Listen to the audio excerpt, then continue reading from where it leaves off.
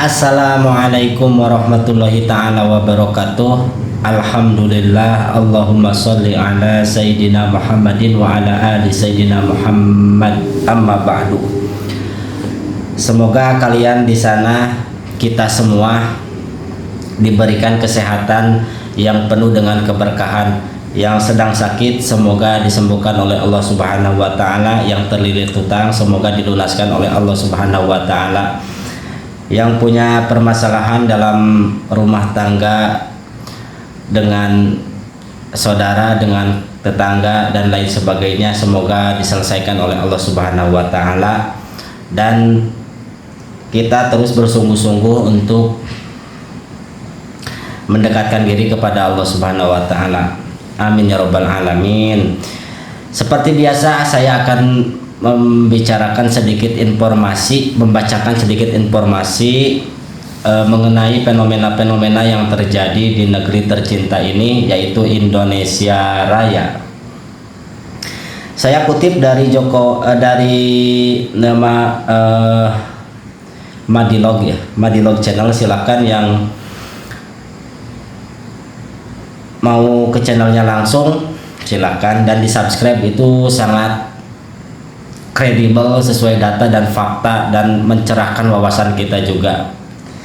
Baik, langsung saja kita bacakan beritanya. 5 jam yang lalu ya. Jokowi kejam, kedaulatan kami dikuasai TKA Cina. Kembali lagi bacakan judulnya. Jokowi kejam, kedaulatan kami dikuasai TKA Cina. Nah, seperti apa? Mari kita bacakan ringkasan videonya. Ternyata banyak masalah ya. Video ini merupakan diskusi dalam podcast Madilog Forum Keadilan yang menghadirkan Irwan Arya, Ketua DPRD Kabupaten Morowali periode 2014-2019. Untuk membahas kegelisahan masyarakat Morowali terkait eksplorasi sumber daya alam dan keberadaan industri smelter di wilayah tersebut. Nah, saya sedikit mengajak kepada warga masyarakat dimanapun berada yang melihat channel saya, silakan untuk mari bersama-sama kita belajar ilmu pengetahuan, ilmu hukum, ilmu politik, ilmu sosial, ilmu HAM, dan lain sebagainya, supaya kita tahu dan tidak dibodohi, dan semakin cerdas, karena orang yang cerdas itu tidak akan pernah tertipu, insya Allah. Berikut adalah poin-poin utama dari diskusi tersebut. Kondisi negara dalam negara.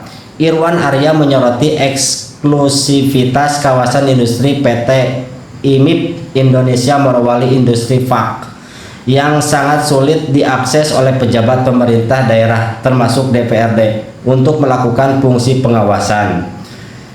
Nah, pejabat Morowali saja susah untuk mengawasi, sedangkan itu kan termasuk kawasan Morowali, termasuk Indonesia yang punya, bukan Cina gitu.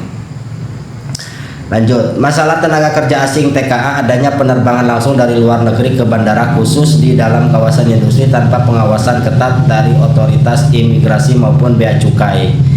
Nah, ini imigrasi dan bea cukai harus bertanggung jawab ini, selidiki. Irwan menyebutkan bahwa ribuan TKA bekerja di sana sementara tenaga kerja lokal merasa terpinggirkan. Kasihan sekali ya. Makanya susah majunya Indonesia itu yang pertama karena tidak adil. Bayangkan coba, pribumi tidak dapat pekerjaan malah tersiksa istilahnya dengan keadaan ekonomi yang dari luar malah masuk. Terus lanjut, kurangnya dampak kesejahteraan. Meskipun Morowali memiliki kekayaan tambang nikel yang masif, Irwan menyatakan bahwa rakyat setempat belum merasakan kesejahteraan yang setara. Ia menyoroti minimnya pendapatan asli daerah PAD yang diterima dibandingkan dengan omset triliunan rupiah yang dihasilkan perusahaan-perusahaan smelter. Kasihan sekali ya. Semoga Allah Subhanahu wa taala menolong bangsa ini dan menghancurkan orang-orang yang berbuat kerusakan, khususnya di Indonesia ini. Kritik terhadap rejim dan oligarki.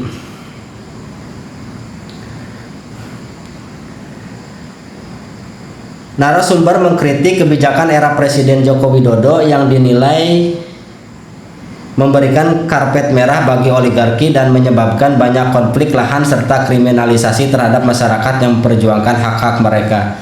Nah, ini lagi-lagi Presiden Jokowi ya, dibahas di mana-mana. Ini makanya harus bertanggung jawab. Pejabat itu harus bertanggung jawab, berani berbuat, berani tanggung jawab. Lanjutkan.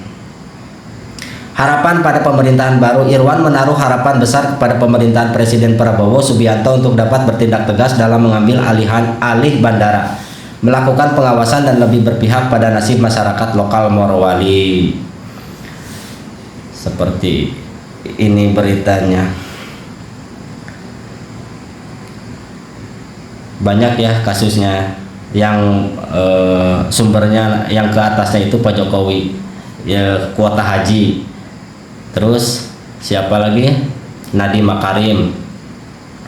Terus banyak ini Morowali juga ke sana. Banyak yang menyebutkan kesananya itu Jokowi. Ya, semoga diusut. Dan Indonesia kalau pengen setara dengan dunia internasional, yang pertama adalah keadilan harus ditegakkan walaupun langit akan runtuh. Nah, ini ada pertanyaan, mengapa ada stempel Palu Arit di Morowali? Pertanyaannya seperti itu. Bacakan lagi ya, mengapa ada stempel Palu Arit di Morowali? Kita bacakan.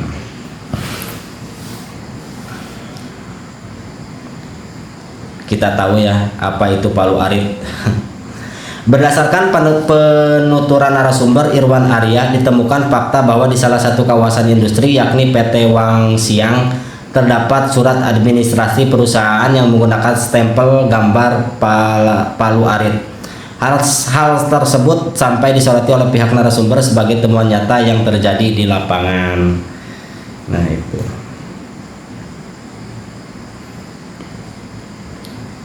Palu Arit itu gambar, kalau nggak salah ya, gambar lambang komunis. Masa Jokowi tega ya? Tega. Menurut narasumber Irwan Arya, penerbangan maskapai asing yang mendarat langsung direct flight ke bandara khusus di dalam kawasan industri PT IMIP di Morowali memiliki peran utama sebagai sarana transportasi untuk mendatangkan tenaga kerja asing TKA dari Cina. Oh, pantesan. Jadi ada yang melalui udara, darat, kadang dari perairan juga ada. Banyak sekali. Untuk itu terkhusus kepada rejimnya Pak Prabowo hari ini, tolong diperiksa Morowali kembali semakin ketat dan berikan keadilan-keadilan buat masyarakat Morowali. Dan seluruh rakyat Indonesia bisa merasakan keadilan itu kalau Anda pengen menjadi presiden yang berhasil. Kita lanjut selanjutnya, pertanyaan apa? Apa peran pusat dalam pengawasan bandara? Nih ada peran pusat itu maksudnya ibu kota. Ibu kota, bukan IKN. Kalau IKN ibu tiri. Ibu kota Jakarta pusat tuh. Kita bacakan. Berdasarkan penuturan Irwan Arya, ia mengharapkan agar pemerintah pusat segera mengambil alih bandara khusus di kawasan industri PT IMIP. Menurutnya, kehadiran negara melalui otoritas resmi seperti imigrasi dan bea cukai sangat diperlukan untuk melakukan pengawasan terhadap kedatangan tenaga kerja asing TKA dan memantau barang yang keluar masuk melalui bandara tersebut. Nah, itu fungsi imigrasi dan bea cukai itu seperti itu. Coba bayangkan, di Indonesia ada narkoba dari mana? Ada miras. Coba bayangkan. Banyak senjata-senjata yang dari luar. Misalkan, kan banyak sekarang yang kasus narkoba itu. Bahkan backing-backingnya kan ngeri-ngeri, sedap. Sedap ngeri-ngeri.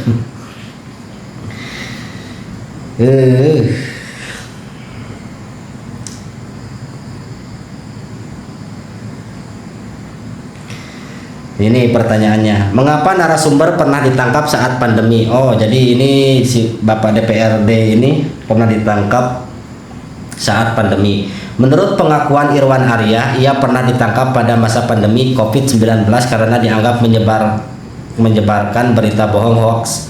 Hal tersebut bermula ketika ia hanya meneruskan voice note dari seorang karyawan yang melihat adanya orang Cina meninggal untuk kemudian diteruskan kepada tim COVID-19 Kabupaten Morowali. Irwan menyatakan bahwa ia ditangkap di masjid, sementara pihak lain yang juga berbicara mengenai situasi COVID di media justru tidak diproses hukum. Nah, itu. Makanya sekarang itu jangan menyebarkan hoax dan juga jangan gampang untuk tidak meneliti apakah ini hoax, langsung dicari, harusnya seperti itu. Makanya diperlukan kehadiran negara supaya kuat, jangan biarkan masyarakat sendirian. Masih ada waktu sedikit lagi, kita bacakan satu lagi. Apa kaitan PT Pale dengan warga Morowali? Ini ada banyak PT ya di Morowali, tapi sayangnya yang kerja TKA Cina. Berdasarkan pandangan narasumber Irwan Arya, hubungan antara PT Pale dulu PT Inco dengan warga Morowali penuh dengan konflik dan kekecewaan. Berikut adalah poin-poin utama. 1. Konflik lahan dan perlawanan. Masalah lahan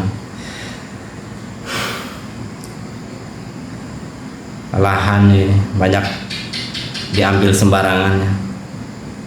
Irwan menyebutkan bahwa PT Pale telah mencaplok lahan perkebunan dan perumahan masyarakat ke dalam kawasan kontrak karyanya. Hal ini memicu perlawanan besar dari warga, termasuk aksi demonstrasi dan pembakaran kantor serta fasilitas perusahaan sebagai bentuk protes kriminalisasi akibat memperjuangkan hak atas tanah yang diambil oleh perusahaan. Irwan mengungkapkan bahwa banyak warga yang akhirnya dipenjara karena dikriminalisasi. Ketidakpastian investasi. Irwan mengkritik PT Pale yang menurutnya belum memberikan bukti nyata dalam membangun smelter besar di Morowali sesuai dengan janji dalam kontrak karya. Meskipun perusahaan tersebut sudah beroperasi selama hampir 1 abad, kesenjangan ekonomi. Narasumber membandingkan manajemen PT Pale di Morowali dengan operasional perusahaan serupa di Sorowoko, Luwu Timur. Ia merasa masyarakat Morowali tidak mendapatkan bagi hasil yang adil dan dari hasil tambang nikel perusahaan, sehingga warga hanya menjadi penonton di daerahnya sendiri. Naudzubillah min dzalik. Kasihan banget ya. Makanya diperlukan menteri-menteri yang benar-benar mencintai masyarakat. Ini terjadi seperti ini, mau digimanakan? Sedangkan nanti ada pertanggungjawabkan di akhirat nanti. Kasihan sekali ya. Semoga Allah Subhanahu wa Ta'ala mencabut orang-orang yang berbuat dolim kepada orang lain. Masih banyak pertanyaannya, tetapi silakan yang belum puas dengan video saya, silakan dicari ke Madilog langsung, supaya mencerahkan, supaya kita tahu wawasan semakin luas. Saya doakan semoga kalian berada dalam lindungan Allah Subhanahu wa Ta'ala lahir dan batin. Assalamualaikum warahmatullahi wabarakatuh.